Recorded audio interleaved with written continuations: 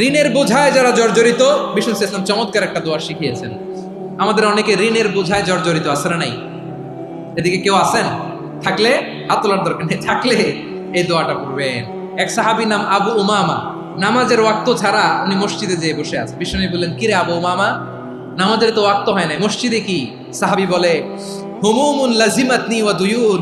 নবী গো, ঋণের বোঝায় এমন টেনশনে আছি, ঘরে থাকতে পারলাম না, মসজিদে চলে আসছে। বিষ্ণু বলেন, আমি কি তোমার এমন একটা দোয়া শিখাবো যেটা পড়লে আল্লাহ তাআলা তোমার ঋণের বোঝা হালকা করে দিবে? আবু উমামা বললেন, ইয়া রাসূলুল্লাহ, অবশ্যই শিখাবেন। বিষ্ণু বললেন, তাহলে তুমি পড়বা, আল্লাহুম্মা ইন্নী আউযু বিকা মিনাল হাম্মি ওয়াল হাযান ওয়া আউযু বিকা মিনাল জুবনি ওয়াল বুখল ওয়া আউযু বিকা মিন গালাবাতিদ দাইনি ওয়া কাহরির রিজাল।